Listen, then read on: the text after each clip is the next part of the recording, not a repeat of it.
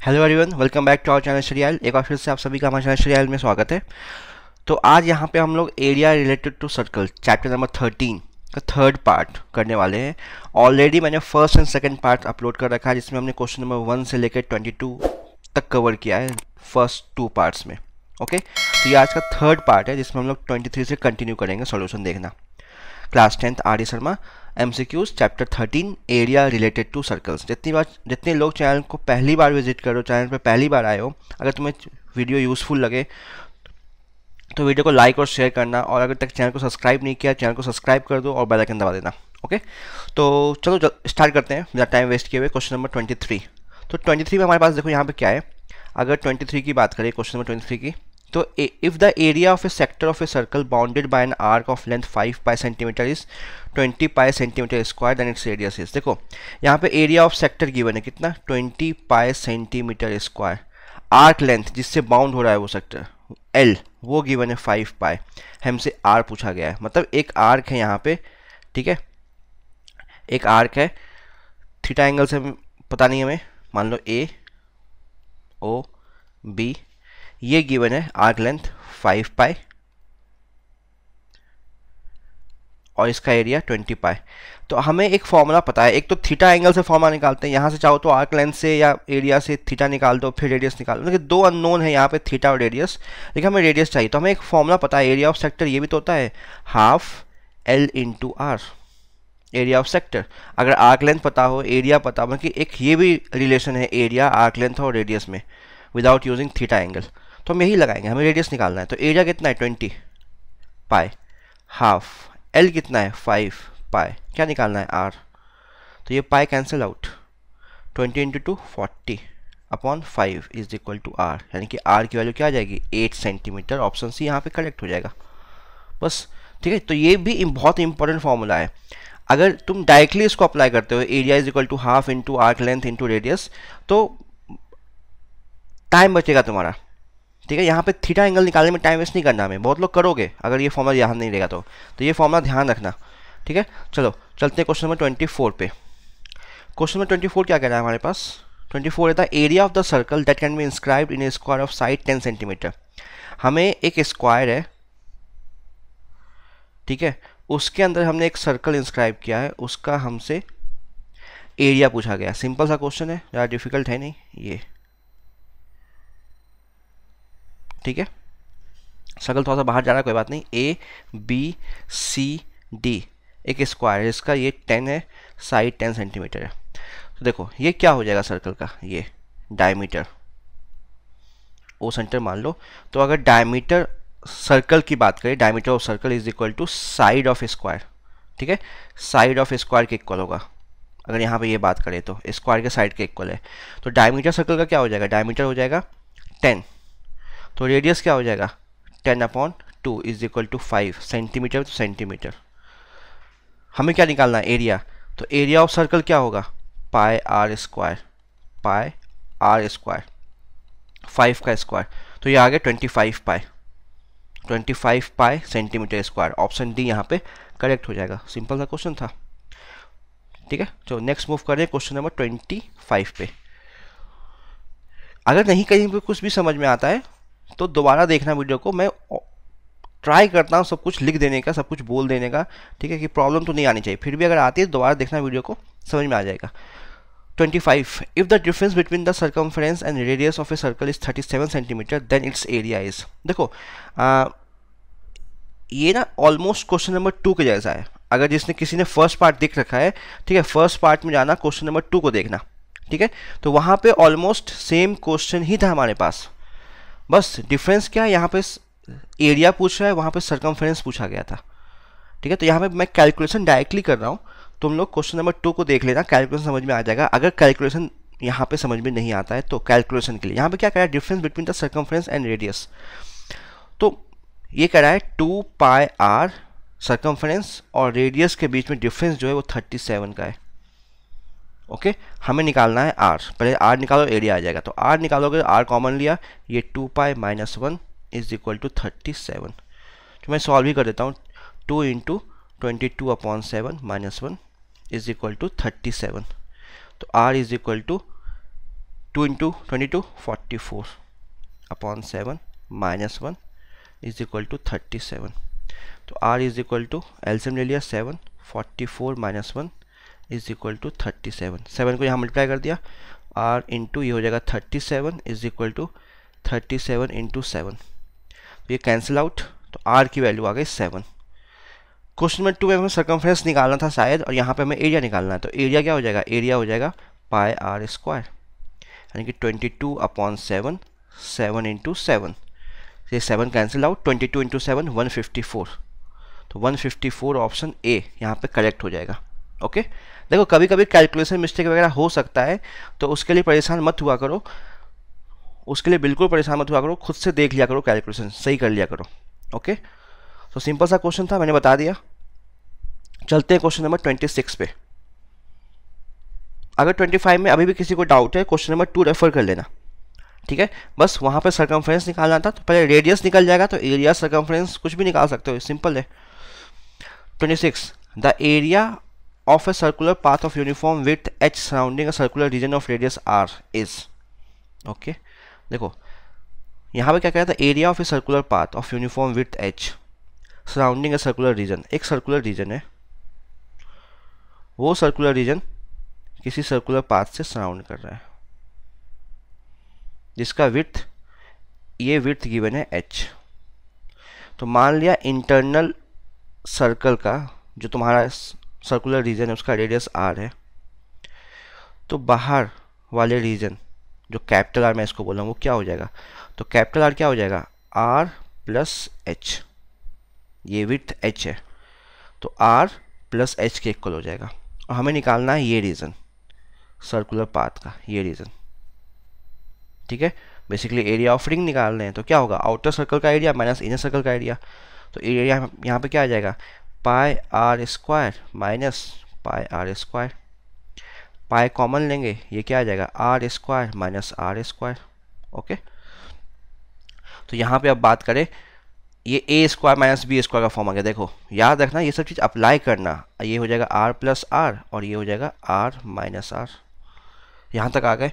अब बस capital R की वैल्यू r प्लस h है, ये पुट कर देंगे, ठीक है। कहोगे सर स्मॉल r को हम रिप्लेस करें, तो नहीं, यहाँ पे देखो वैल्यू गिवन है क्वेश्चन में स्मॉल r और h के फॉर्म में, तो आंसर भी स्मॉल r और h के फॉर्म में निकालेंगे। ऑल्दो यहाँ पे ऑप्शन में देख लो सारे, सब जगह कहीं पे कैपिटल R तुम्हें नहीं मिलेगा, स्मॉल r और h वैल्यू गिवन है हमारे पास क्वेश्चन में, तो उसी के फॉर्म में आंसर निकलेगा।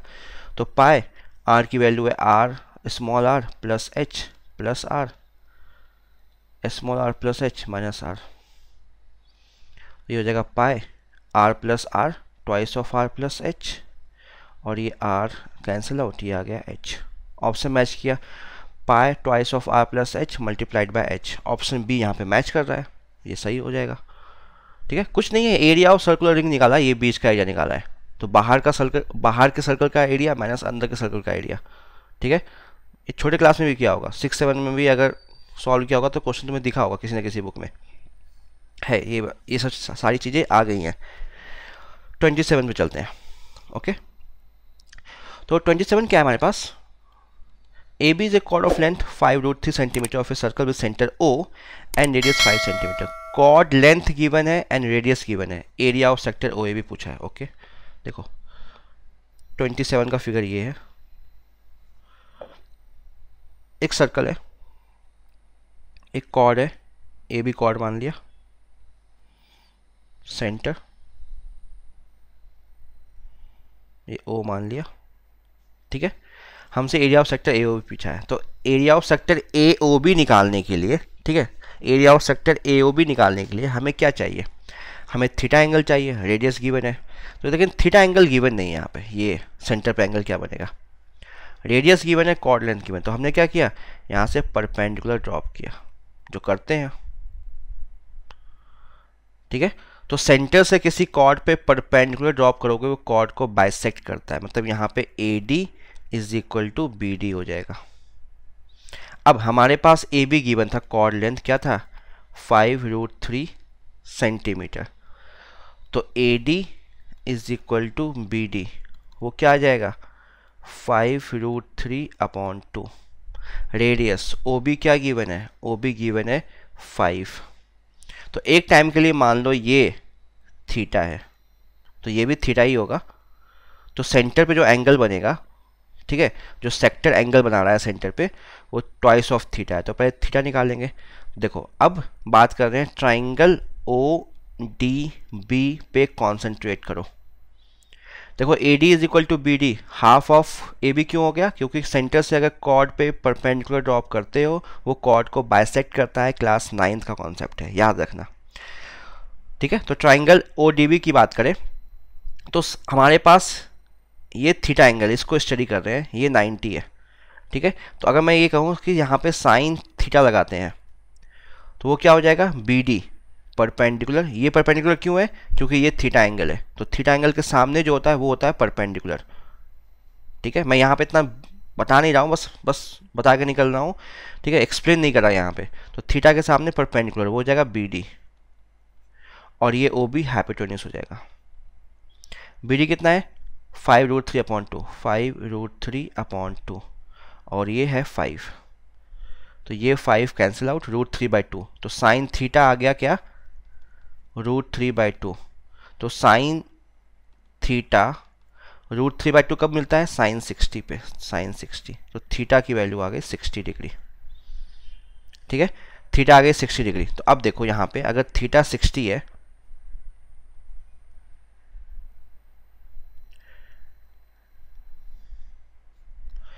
मैं यहाँ पे सॉल्व कर रहा हूँ, तो एंगल ए ओ बी क्या हो जाएगा? ट्वाइस ऑफ थीटा, मतलब 2 × 60 इज इक्वल टू 120 डिग्री। हमें क्या निकालना है? हमें निकालना है एरिया ऑफ सेक्टर। तो एरिया ऑफ सेक्टर क्या होता है? Theta upon 360 pi are square, ठीक है। तो थीटा आ गया है 120 अपॉन 360 पाई आर, आर की वैल्यू 5 का स्क्वायर, ये 3 टाइम्स।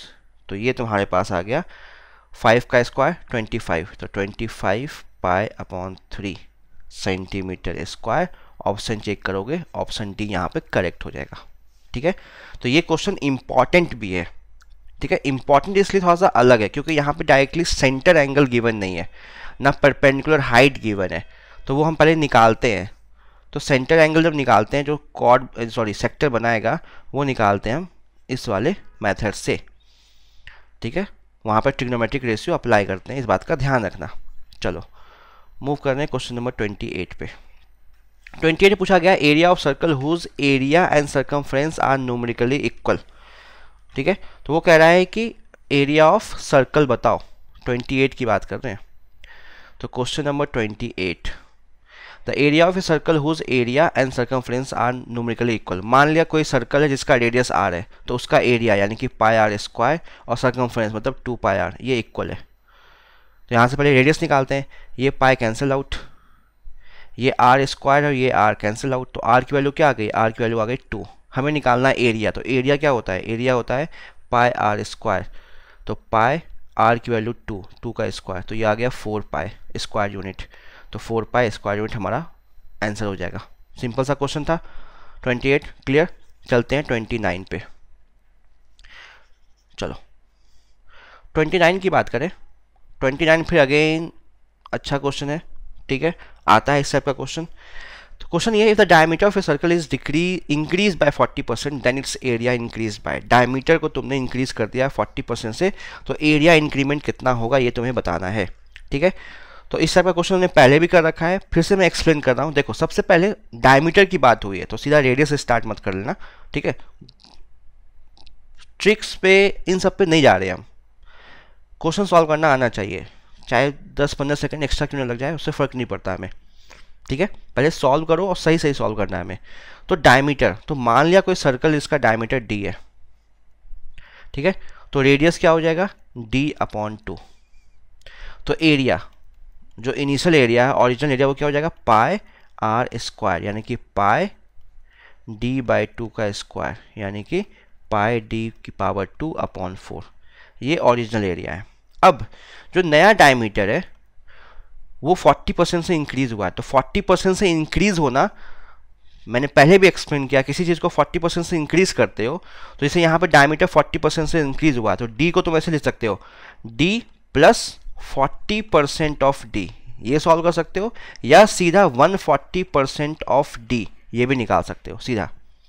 तो हम सीधा निकाल रहे हैं 140% ऑफ डी, 40% से इंक्रीमेंट, ठीक है, डी में 40% का इंक्रीमेंट, तो 140% ऑफ डी, यानी कि 140 upon 100 into D, 0 cancel out, ये आ जाएगा 7/5, तो ये आ गया तुम्हारा 7/5 डी डायमीटर, ठीक है, डायमीटर की बात करें वो आ गया 7/5, ठीक है।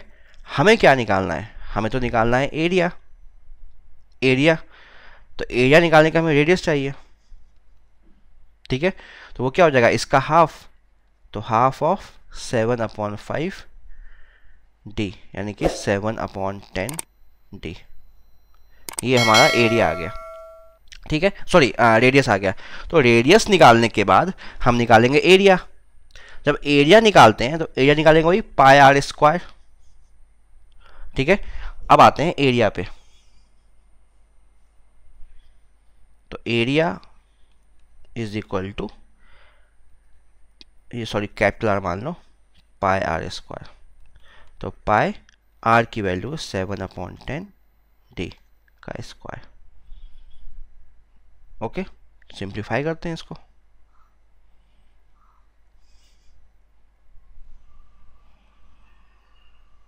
तो ये आ गया हमारे पास 49/100 पाई डी स्क्वायर, 49/100 पाई डी स्क्वायर, एरिया 2। हमें निकालना है change in area, basically percentage change निकालना है। तो मैंने भी कहा है परसेंटेज चेंज निकालने के लिए पहले हम निकालते हैं चेंज इन एरिया। तो चेंज इन एरिया क्या हो जाएगा, चेंज इन एरिया हो जाएगा, जो नया एरिया तुमने निकाला है A2 माइनस A1, तो A2 आया 49/100 पाई डी स्क्वायर माइनस A1, वो आया था पाई डी स्क्वायर अपॉन 4, एलसीएम लिया वो 100 आ गया, तो 49 पाई डी स्क्वायर माइनस 25 पाई डी स्क्वायर, ठीक है। तो 49 में 25 माइनस करेंगे तो ये 15 प्लस 9 देख लेना माइनस करके, तो ये 424 पाई डी स्क्वायर अपॉन 100, ये आ गया। ये चेंज आया, हमें क्या निकालना, परसेंटेज चेंज इन एरिया। तो परसेंटेज चेंज जब निकालोगे, ठीक है, क्वेश्चन इस टाइप का क्वेश्चन लेंदी हो जाता है, तो परसेंटेज चेंज क्या हो जाएगा, परसेंटेज चेंज हो जाएगा हमारे पास जो चेंज आया है, यानी कि चेंज कितना आ गया 24 पाई डी स्क्वायर अपॉन 100 अपॉन जो ओरिजिनल था, ओरिजिनल एरिया।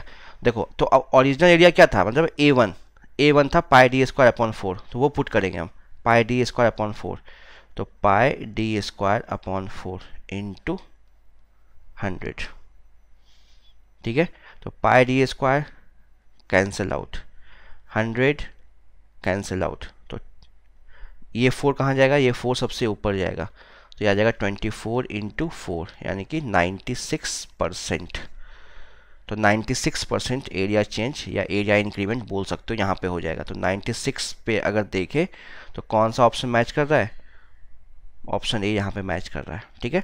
तो इस टाइप का क्वेश्चन भी इंपॉर्टेंट है, पूछा जाता है, ठीक है, और पूछा तो जाता है, साथ में कैलकुलेशन पे ध्यान देना, कैलकुलेशन थोड़ा सा इसका डिफिकल्ट होता है, बहुत लोगों को चेंज इन एरिया पता नहीं होता, परसेंटेज चेंज इन एरिया भूल जाते हैं वो क्या होता है, ठीक है।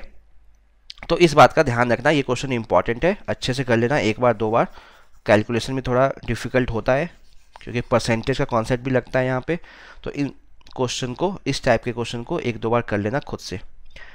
चलो 29 क्लियर हो गया, चलते हैं क्वेश्चन नंबर 30 पे। हाँ 30 देखो फिगर बेस्ड क्वेश्चन है। हाँ 30 की अगर बात करें, क्वेश्चन 30 की, तो यहाँ पे ये फिगर है, मैं इस फिगर को डायरेक्टली यूज़ कर रहा हूँ। तो फाइंड द शेडेड एरिया, यानी कि एरिया ऑफ सेगमेंट निकालना है हमें। देखो रेडियस गिवन नहीं है तो मैं रेडियस को आर मान ले रहा हूँ यहाँ पे, ठीक है, रेडियस गिवन नहीं है तो मैं रेडियस को यहाँ पे आर मान के चल रहा हूँ, ठीक है, इसके बेसिस में मैं क्वेश्चन सॉल्व कर रहा हूँ। तो यहाँ पे एरिया ऑफ सेगमेंट की सीधा की बात करें, एरिया ऑफ सेगमेंट क्या होता है, एरिया ऑफ सेगमेंट होता है, एरिया ऑफ सेगमेंट सीधा फॉर्मूला अप्लाई कर रहे हैं, यूज़ करना ऑब्जेक्टिव क्वेश्चन के लिए, ठीक है, theta upon 360 pi are square minus are square sine theta by two cos theta by to.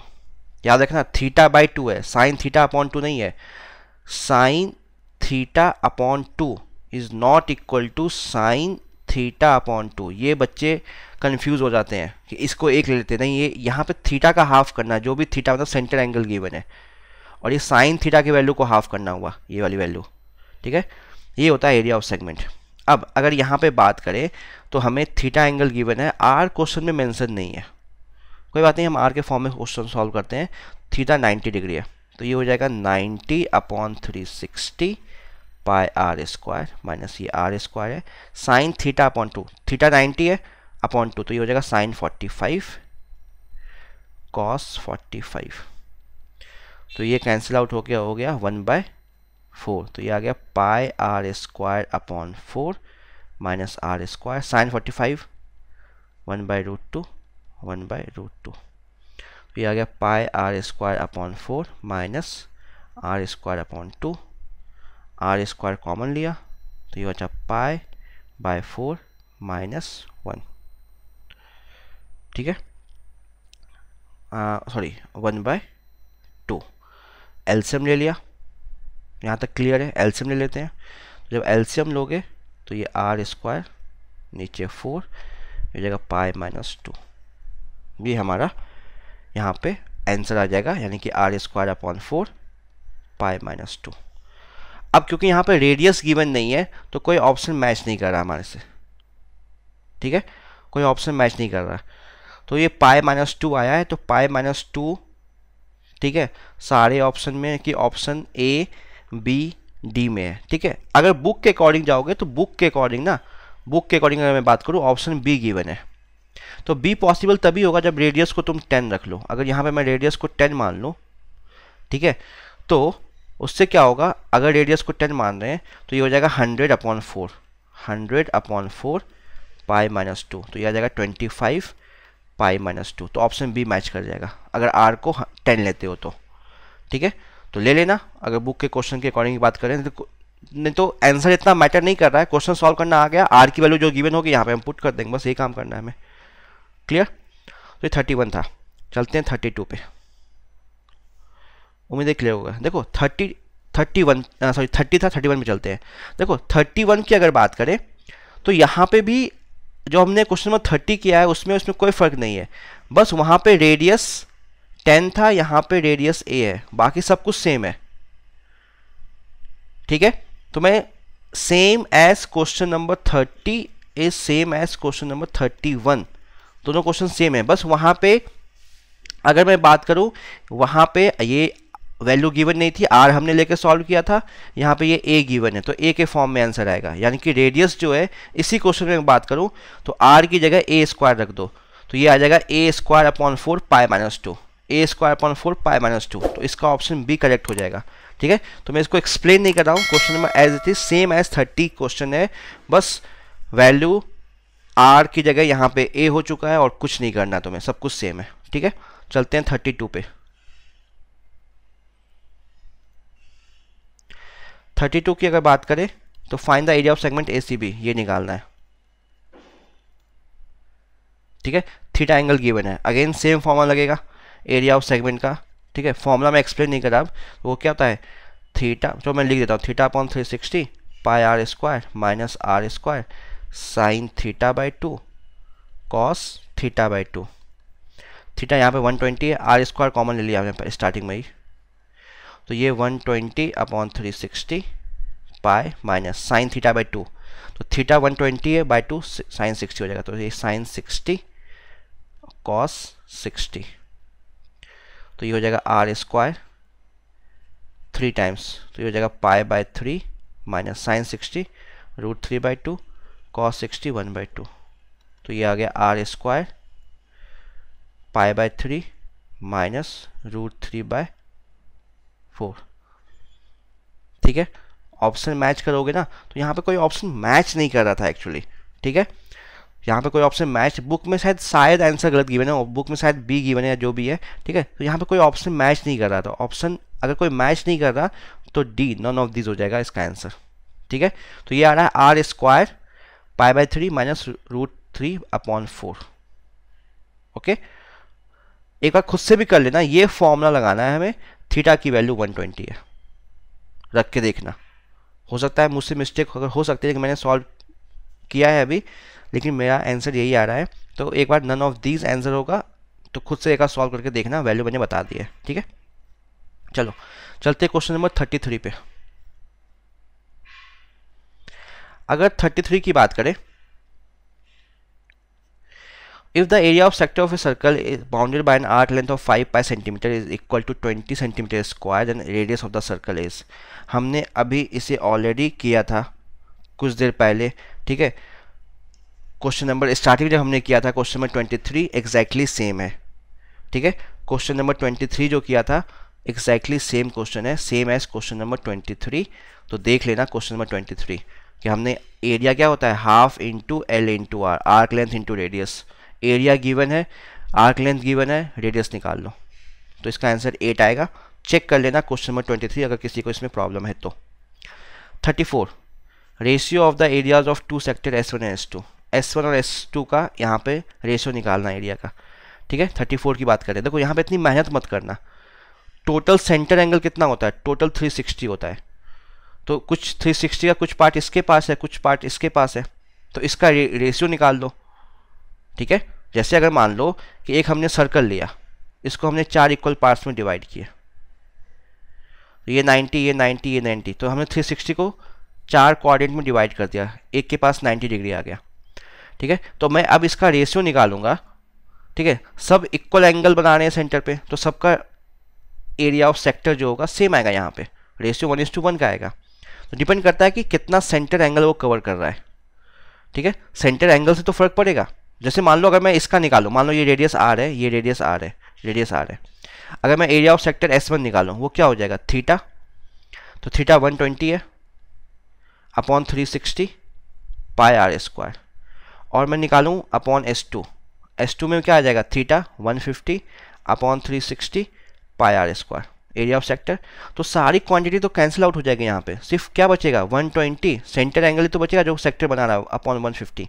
तो सीधा जो सेंटर एंगल हो, अगर रेशियो निकालना उसको डिवाइड कर दिया करो, तो ये कैंसिल आउट, 3 से ये 4 टाइम्स, 3 से ये 5 टाइम्स, तो 4:5, ऑप्शन डी यहाँ पे करेक्ट हो जाएगा। ओके, 34 सिंपली सीधा स्टेप का क्वेश्चन आए तो टाइम वेस्ट नहीं करना है, हमें सीधा सॉल्व करना है। 35 पे चलते हैं। 35 क्या है हमारे पास, सेम है। If the area of a sector of a circle is 5/18 of the area of circle. ठीक है, then the center angle then the sector angle is equal to। तो ये क्या कह रहा है कि ये जो टोटल एरिया ऑफ सर्कल जो होता है, ठीक है, उसका 5/18 है, एरिया का किसी सेक्टर की बात कर रहे हैं, एरिया ऑफ सेक्टर की बात कर रहे हैं। ठीक है, मान लो ये सेक्टर एरिया है, ये थीटा है, तो ये जो एरिया है, ठीक है, ये जो एरिया है सेक्टर, वो 5/18 of the area of circle है। तो सेंटर एंगल कितना होगा, तो सेंटर एंगल भी अगर ये टोटल सर्कल का एरिया होता तो 360 डिग्री होता। ठीक है, 5/18 पार्ट्स हमने एरिया ऑफ सेक्टर को दे दिया है, तो 360 डिग्री का 5/18 पार्ट्स भी तो 5/18 पार्ट भी तो एरिया ऑफ सेक्टर के पास जाएगा, सॉरी सेंटर एंगल के पास जाएगा। यहाँ पर समझो बात को, टोटल सर्कल का एरिया जब बात करते हैं तो ये 360 डिग्री होता है, टोटल 360 डिग्री होता है। ठीक है, और ये पूरा एरिया होता है सर्कल का। अब हमने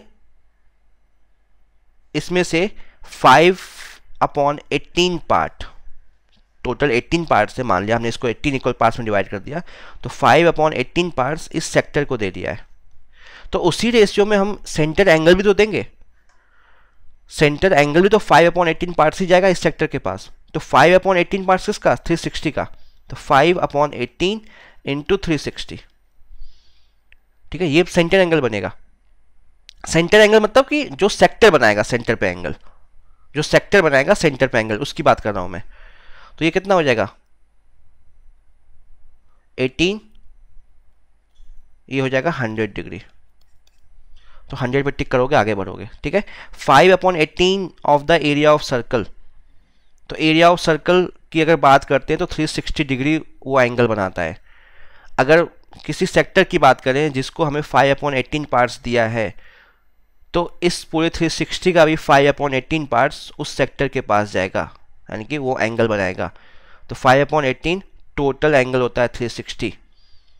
तो एरिया को जिस रेशियो में डिवाइड करोगे, सेंटर एंगल जो 360 डिग्री है वो भी उसी रेशियो में उस सेक्टर के पास जाएगा। इस बात का ध्यान रखना, ठीक है। अगर यहाँ पे होता कि एरिया हमने किसी एरिया का एरिया ऑफ सेक्टर जो है वो 2/36 है, ठीक है, 2/36 of the area of circle, तो सेक्टर एंगल कितना बनाएगा? तो 2/36 इंटू 360 कर देते हैं तो 20 डिग्री बनाएगा, ठीक है। तो अभी जो हमने 34 किया, 35 किया, इसमें टाइम वेस्ट नहीं करना। पूरा देखो, इसको पूरा फॉर्मूले से भी कर सकते हो, टाइम लगेगा, हो तो जाएगा वहाँ से भी, लेकिन टाइम लगेगा। 36 की अगर बात करें, ठीक है, ये क्लियर हो गया। अगर मैं 36 की बात करूँ, ऊपर सॉल्व कर रहा हूँ मैं 36, देखो 36 की बात करो तो वहाँ पे 7/20 of the area of the circle गया है, तो सेक्टर एंगल पूछ रहा है, तो 7/20 360, तो 360 डिग्री भी 7/20 पार्ट्स में डिवाइड होके उस सेक्टर एंगल को जाएगा। जो सेक्टर है उसका जो एंगल होगा, जो सेंटर पे बना रहा होगा, तो 360 डिग्री भी उसी रेशियो में उसको मिलेगा जिस रेशियो में एरिया मिला है। तो ये कैंसिल आउट, ये 18 इंटू 7 126 डिग्री, तो ये 126 डिग्री उसको मिलेगा। क्लियर है? तो इन बात का ध्यान रखना, ठीक है। तो 35 36 हो गया, चलते हैं 37 पे।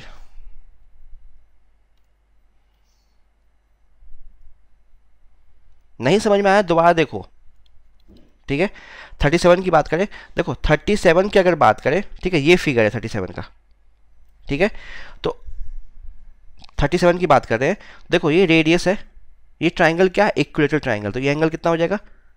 60 डिग्री। ये रेडियस आ रहा है, तो ये एंगल कितना हो जाएगा? 120, क्लास 9 का थ्योरम, ठीक है। Angle subtended bye segment at the centre is twice the angle subtend by that segment on the remaining part of the circle.